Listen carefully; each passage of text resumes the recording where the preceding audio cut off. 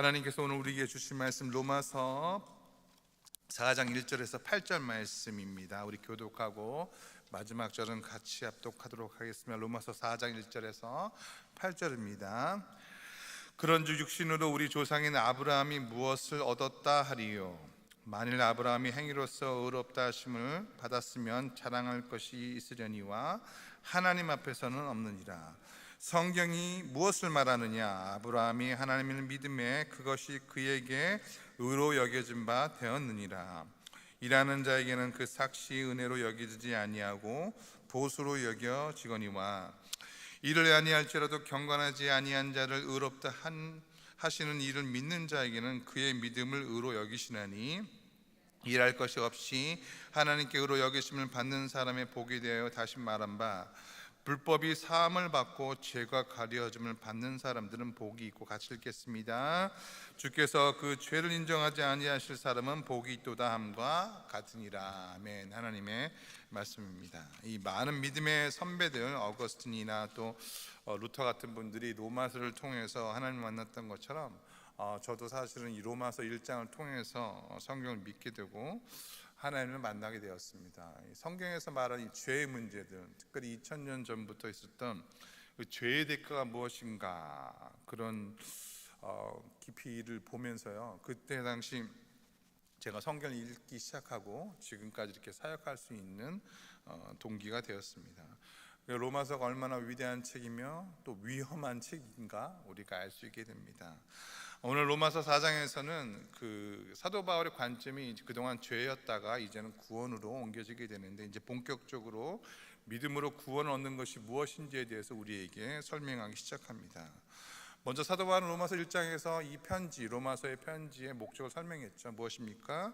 모든 믿는 자에게 주시는 하나님의 은혜, 그리고 이 은혜가 왜 필요한지에 대해서 바울은 역설적으로 죄를 통해서 설명해 줍니다. 죄가 무엇인지. 그래서 여러분, 우리가 봤던 1장 18절부터 로마서 3장 20절까지는 죄에 대한 문제들입니다. 모든 아비어스한 죄의 문제들, 너무 적나라한 이방인의 문제들, 온갖 음란 악한 것들, 심지어 이 동성애를 하는 제약의 문제들, 아무도 이것을 죄가 아니라고 반박할 수 없는 리스트를 나열한 것이 1장이었습니다. 그렇다면 거기에 관한 하나님의 심판이 무엇이었습니까? 영적인 유기, 그러니까 내버려 두었다. 아무 관심도 없고 관심이 없는 것 자체가 심판이다. 그런 후에 2장으로 넘어가서 사도 바울의 화살이 누구에게 합니까? 유대인에게 행합니다. 그렇다면 너희는, 그것을 죄라고 판단하는 유대인 너희들은 어떤가? 너희들에게 할례가 있고 율법이 있다고 하지만 실상은 너희도 그들과 같은 사람들이 아니냐? 자세히 보시면요, 1장에 나오는 이방인의 죄보다 2장 3장에 나오는 유대인의 죄가 더 목록이 길고 장수가 많습니다. 너희는 별바를 딸 것이 없다. 너희가 율법이 있다고 말하나 너희가 그것을 지키지 않는 한 너희들도 이방인과 똑같다. 그래서 너희가 인정하기 싫지만 모든 사람이 죄를 범하였음에 의인은 없나니 하나도 없다고 고백하면서 하나님의 영광에 이르지 못한다고 절규하죠. 그런데 3장 21절에서 반전이 일어나게 됩니다. 무엇입니까? 너희가 믿는 율법, 그 율법 외에 하나님의 의가 나타나는데 그것이 무엇이냐? 바로 예수 그리스도를 믿는 믿음으로 말미암은 의에 대해서 이야기합니다. 그래서 자신이 지금까지 죄에 대해서 지적한 이유가 끌어내고 정죄하기 위함이 아니라 인간의 밑바닥부터 시작한 이 한계를 드러내고자, 그리고 그것을 통해서 예수 그리스도께서 누구인가, 믿음으로 얻는 의가 무엇인가에 대해 설명하기 위해서 이야기한 것입니다. 그런데 여기에 대해서 즉각적으로 반발하는 그룹이 있죠. 누구입니까? 유대인들인데, 유대인들. 도대체 믿음으로 구원 얻는다는 것이 무슨 말이냐? 우리는 할례가 있고 율법이 있는데, 우리는 하나님의 백성인데 믿음으로 말하는 것은 말이 안 된다. 이런 반응에 대해서 사도 바울이 어떻게 얘기합니까? 감정적으로 믿음을 요구하지 않습니다. 대신 역사적인 사실을 들어서 이야기하는데, 그래서 오늘 4장에 나오는 두 인물이 등장하게 됩니다. 마치 재판관 앞에서 증인으로 출석하는 두 사람의 모습처럼 두 명이 등장하는데 첫 번째는 누구입니까? 아브라함입니다. 우리 1절부터 2절까지의 말씀을 다시 한번 읽도록 하겠습니다. 그런즉 육신으로 우리 조상인 아브라함이 무엇을 얻었다 하리요? 만일 아브라함이 행위로서 의롭다 하심을 받았으면 자랑할 것이 있으려니와 하나님 앞에서는 없느니라. 그런즉 육신으로, 여러분 이 육신으로라는 단어가 앞으로 중요한 키포인트입니다. 로마서에서. 그래서 육신으로 영적인 것이 아니라 무엇이요? 육신으로 얻은 조상 아브라함에 대해서. 아브라함은 유대인들의 뿌리요 이스라엘 신앙의 기둥과 같은 인물이었습니다. 그래서 아브라함 하면 믿음의 대명사입니다. 그래서 아브라함은 하나님께 사랑받는 자요 언약의 시작점. 그런데 이 믿음의 조상인 아브라함이 율법을 지켜서 의로워졌느냐 그렇지 않느냐 한번 보자는 것입니다. 한번 따져보자. 사실을 보자. 3절입니다. 우리 같이 3절 읽겠습니다. 성경이 무엇을 말하느냐? 아브라함이 하나님을 믿음에 그것이 그에게 의로 여겨진 바 되었느냐. 아브라함이 율법을 믿음에, 아브라함이 할례가 있어서 아니죠. 무엇입니까? 아브라함이 하나님을 믿음에. 우리는 종종 믿음으로 의롭다함을 얻는 교리에 대해서 신약 성경에만 나타나 있다고 생각하잖아요. 하지만 이미 구약 성경에 믿음으로 의롭다함을 나타내는데, 이 사도 바울이 그래서 천재입니다. 지니어스. 구약을 완전히 깨뚫고 있는 이 사도 바울은요, 믿음의 시작을, 믿음으로 말미암아 의롭게 됐다는 시작 어디서부터요? 창세기부터 시작하는 것입니다. 창세기부터. 창세기 15장 16절 보면 아브라함이 여호와를 믿으니 여호와께서 이를 그의 의로 여기시고. 그러니까 아브라함이 행위가 아니라 믿음으로 의롭게 되었다는 것이 얘기하는 것이죠. 그렇게 따지면 율법은요, 아브라함 후에 어떻게 나옵니까? 500년 뒤에 나오게 됩니다. 시내산에서 모세가 받은 것이기 때문에 율법 이전에 이미 아브라함은 무엇으로 말미암아? 믿음으로 말미암아 의롭다 여김을 받았다는 것입니다. 그런데 하나님이 믿으니까 그를 의롭게 여겼다. 이 여겼다라는 단어가 굉장히 중요합니다. 여겼다, 간주하다라는 의미인데요, 이것은 신용거래에서 쓰는 회계상의 용어입니다. 이 돈을 빌릴 때 담보를 맡겨놓으면은 돈을 달라고 하는 청구권이 생기잖아요. 그럴 때 쓰는 표현입니다. 뭐 이렇게 좀 어렵게 생각하지 마시고요. 우리가 미국에서 집을 살 때 어떻게 사죠? 대출을 받아서 사죠? 현금으로 사십니까? 현금으로 사신 분도 없잖아요. 거의 대부분 은행에서 융자 받아서 사는데, 근데 여러분 이상한 점이 있죠. 은행 돈으로 우리가 산 집인데 우리는 그 집을 뭐라고 합니까? 내 집이라고 합니다. 내 집. 이웃에 소개할 때 뭐라고 하죠? 우리 집에 오세요 그러지, 체이스 뱅크 집에 오세요 그러지 않잖아요. 그렇죠? 예? 왜 그렇습니까? 법적으로는요, 이미 우리가 그 집의 주인이기 때문입니다. 사인을 했기 때문에. 우리가 다 빚을 갚지 않았지만 소유권은 우리에게 넘어왔고, 은행이 담보를 잡고 있지만 우리가 그 집의 주인으로 인정받고 책임을 지고 또 혜택도 다 우리의 몫이기 때문에, 마찬가지로 아브라함이 하나님을 믿었기 때문에 하나님께서 아브라함이 믿음의 조상이라고 간주해 주신 것입니다. 여긴 것입니다. 근데 여러분 생각해 보십시오. 우리가 의로워지는 방법은 무엇입니까? 오직 예수 그리스도를 통해서 의로워지게 됩니다. 근데 아브라함은 예수 그리스도가 오시기 전에 어떻게 의로워질 수 있습니까? 거기에 요한복음 8장에 예수님께서 바리새인들에게 하신 이야기가 나오죠. 내가 창세 때 아브라함과 함께 있었다라는 그 이야기가 바로 무엇입니까? 아브라함은 2000년 전에 이미 예수님께서 오시기 전에 그것을 믿음으로 바라보고 믿은 것입니다. 앞으로 오실 예수님에게 그 믿음을 가지고 저당 잡히듯 담보 잡아 하나님은요, 아브라함을 예수님 때문에 의롭다고 말씀해 주신 것입니다. 여러분, 이것이 사실은 성경에서 가장 중요한 이야기입니다. 전체의 이야기입니다. 앞으로 오실 예수 그리스도를 마치 담보를 잡듯 삼아서 아브라함을 불러 의롭다고 믿어 주신 것입니다. 그리고 나서 네가 무엇을 믿어야 될지 그 믿음의 훈련을 시키신 것이죠. 그래서 믿음은요, 의롭다고 해주시고 믿음의 훈련을 시키시는 것입니다. 아브라함이 여러분 그렇게 믿음의 의롭다함을 받고 그 후의 삶이 어땠습니까? 모두 잘했습니까? 아닙니다. 그렇지 않습니다. 아브라함은 믿음으로 의롭다함 칭함을 받은 후에 어떻게 됩니까? 인생의 가장 훈련들을 겪게 됩니다. 두 가지 키워드인데요, 아브라함의 키워드는 바로 엘로힘과 여호와 이레입니다. 엘로힘은 무엇입니까? 창세기 1장 1절에 나오는 창조 하나님의 의미인데, 아브라함이 어떻게 해서 이 엘로힘의 하나님을 만나게 됩니까? 바로 이삭이 태어나는 사건입니다. 100세에 낳은 아들, 90살의 여인에서, 경수관 끊어진 여인에서 나오는 소망이 없는 그곳에서 낳은 아들. 그래서 무에서 유를 창조하신 하나님의 창조, 엘로힘의 하나님을 믿는 것. 그래서 이 사건을 시작으로 해서 아브라함의 믿음이 달라지게 됩니다. 그 믿음의 완성이 어디서 드러나게 됩니까? 창세기 22장에 드러나게 됩니다. 제가 시간이 없어서 다 설명해 드릴 수 없지만, 여러분 창세기 20장 보면 너무 재미있어요. 사건들이 깊이 묵상해 보면요, 아브라함의 여러 가지 믿음의 흔적들이 이야기합니다. 첫 번째 무엇입니까? 아브라함은 이삭을 번제할 때 어떻게 했습니까? 아내 사라에게 말했습니까? 말 안 했습니까? 절대 말 안 했습니다. 말했으면 사라가 그걸 허용했을까요?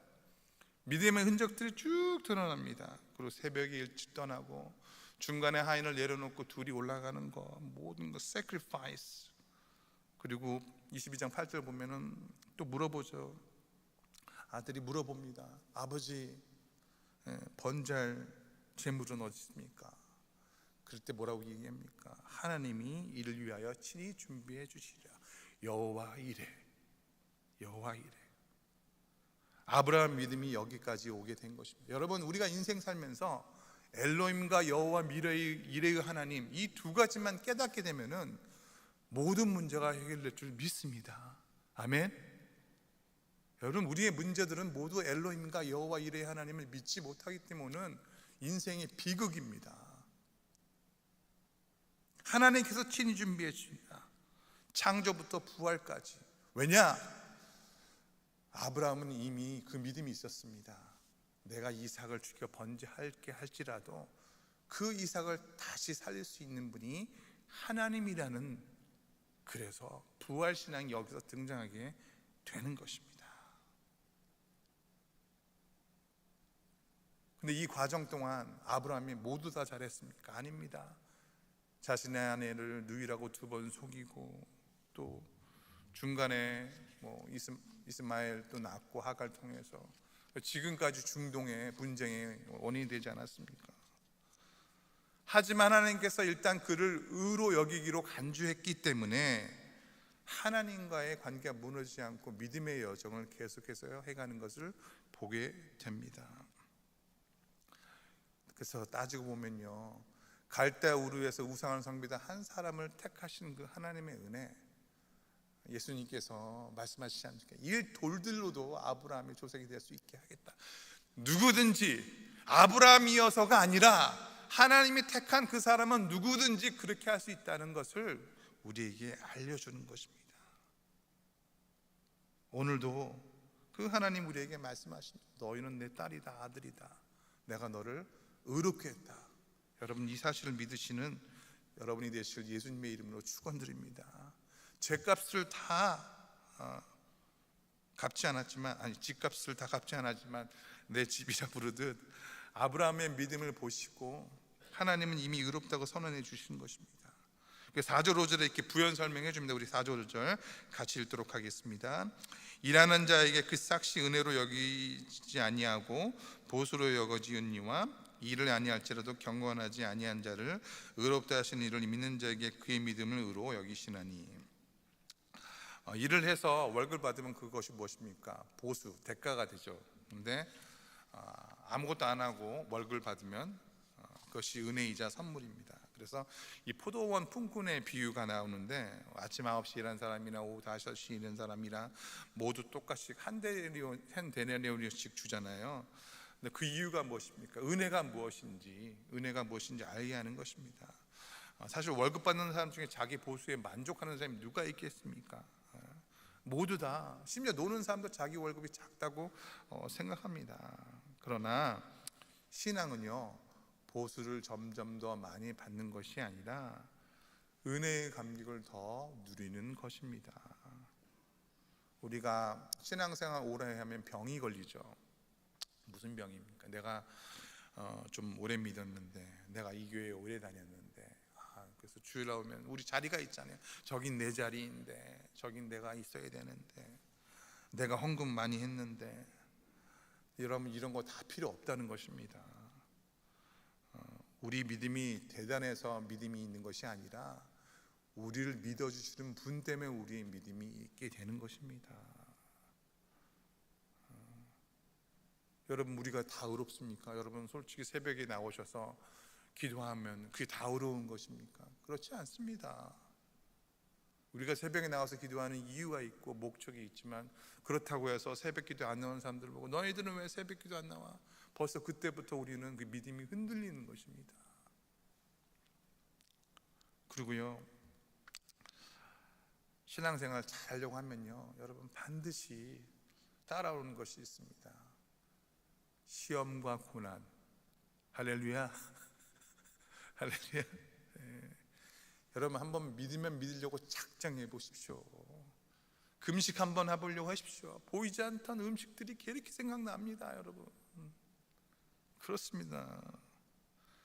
그런데 중요한 것은 무엇입니까? 우리가 그 시험과 고난을 통해서 우리에게 주시는, 하나님이 주시는 해석할 수 있는 능력을 기르는 것, 그것이 바로 진정한 믿음 생활입니다. 이제 마지막으로 바울은 다윗의 이야기를 합니다. 여태까지는 아브라함이 얘기를 했다면, 우리 다윗의 얘기는 6절에서 8절까지 말씀을 읽도록 하겠습니다. 일한 것이 없이 하나님께 의로 여기심을 받는 사람의 복에 대하여 다윗이 말한 바, 불법이 사함을 받고 죄가 가려짐을 받는 사람들은 복이 있고 주께서 그 죄를 인정하지 아니하실 사람은 복이 있도다 함과 같으니라. 이제 바울은 아브라함을 잠시 뒤에 두고 다윗의 얘기를 들어죠. 그래서 이제는 복에 대해서 얘기합니다. 복이 무엇인가? 복이란 무엇입니까? 이 말씀에 의하면 허물을 덮어주는 것, 죄를 탕감받는 것, 사함받는 것, 복이라고 합니다. 이 복이라는 단어가 헬라어로요, 재미있게 마카리스모스라는 단어를 썼는데, 이제 요즘 말로 번역하면 행복이라고 합니다. 행복, 복인데 그 복이 확장되어서 행복이라고 하는데, 다시 말해서 바울은 이 세상에서 가장 행복한 사람이 누구인가 이야기하는 것입니다. 누구인가? 이 마카리스모스라는 단어 안에 있는 행복의 의미는 자기 자신만의 행복이 아니라 다른 사람과 관계, 평화를 누리는 행복, 익스텐드 얘기합니다.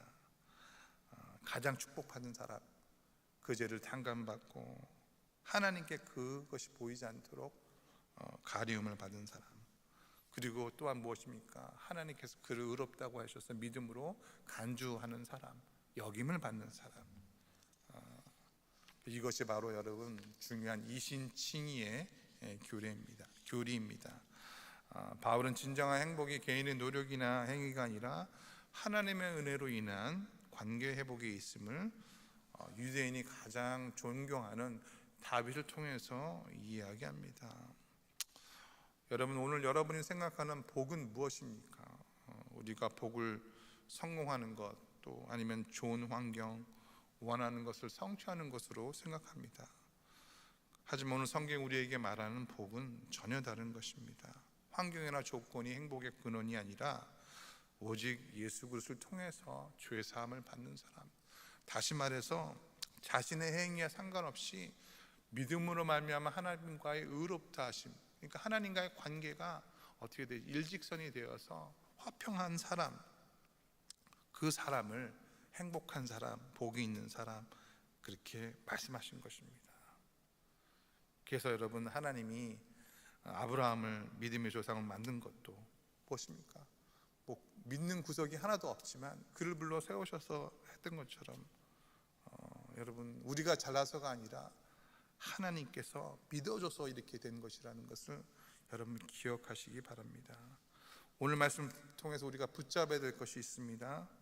의인이 없지만, 단 한 사람도 없지만 하나님께서 우리를 예수 그리스도를 통하여 의로 말미암아 우리를 의롭다 여겨주신 것, 여겨주신, 간주해 주신 것을 기억하시기 바랍니다. 그러니까 다시 한번 우리 삶의 근거, 우리가 어떻게 살아가는가, 무엇으로 살아가는가, 우리 자신의 의로 살아가는가, 아니면 하나님께서 우리에게 주신 의로 살아가는가 한번 생각해 보시고요. 오늘 믿음의 생활을 통해서 나에게 주신 하나님의 은혜가 무엇인가를 기억하시고, 마지막으로 내가 지금 살아가는 이 복을 다른 사람과 누리시는 저와 여러분이 되실 예수님의 이름으로 축원드립니다. 우리 같이 기도하며 나가도록 하겠습니다. 오늘도 주신 말씀 기억하며 나가도록 하겠습니다. 하나님, 오늘도 우리를 의롭다 하시고 우리를 하나님 앞에 믿음으로 말미암아 의로운 사람들이라고 말씀하신 그 은혜에 대해서 다시 한번 감사 찬양을 드립니다. 자격 없는, 조건 없는 그 은혜에 대해서 감사하는 우리가 되게 하여 주시옵소서. 하나님의 그 사랑 앞에 우리가 아무 공로 없음을 고백하며 인정하며 나아갑니다. 그 놀라운 사랑에 나아갑니다. 우리 같이 기도하며 나가도록 하겠습니다. 사랑과 은혜가 많으신 하나님 아버지, 오늘도 감사와 찬양 올려드립니다. 하나님, 사도 바울이 말했던 것처럼 믿음으로 의롭게 된다는 하나님 이 신칭의 교리가 하나님 아버지 그냥 하나님 아버지 어떻게 새 신약에서 새롭게 난 것이 아니라 이미 창세기의 구약을 통해서 하나님 아버지 아브라함을 통해서 만드셨던 것처럼 하나님, 오늘도 웬 은혜입니까? 웬 하나님 아버지 축복입니까? 하나님, 우리가 주님 앞에 나와서 기도하며 찬양하며 예배할 모든 것들 하나님의 은혜인 줄 믿습니다. 하나님께서 우리에게 은혜를 주시지 않았으면, 하나님의 우리를 택하지 않으셨으면, 하나님의 우리를 믿음으로 의롭다 말씀하지 않았으면 우리가 이 자리에 올 수 없었음을 고백하오니, 하나님 아버지, 오늘도 이 새벽에 하나님 로마서 말씀을 통해서 주시는 믿음으로 의를 얻는 것, 하나님 그 한 가지만 붙잡고 하나님 우리에게 보수를 주든 주지 않든 우리에게 은혜를 주시는 하나님의 아버지 놀라운 사랑을 기억하며 하루를 살아가게 하여 주시옵소서. 사랑과 은혜가 풍성하신 하나님 아버지, 오늘도 우리에게 하나님의 말씀을 주시니 감사합니다. 하나님, 오늘도 우리가 스스로 우릴 수 없는 연약한 존재임을 고백합니다. 아브라함처럼 다윗처럼 우리도 죄와 허물 가운데 있지만 그럼에도 불구하고 우리를 의롭다 여겨주시고 믿음으로 받아주시는 하나님의 은혜에 감사를 드립니다.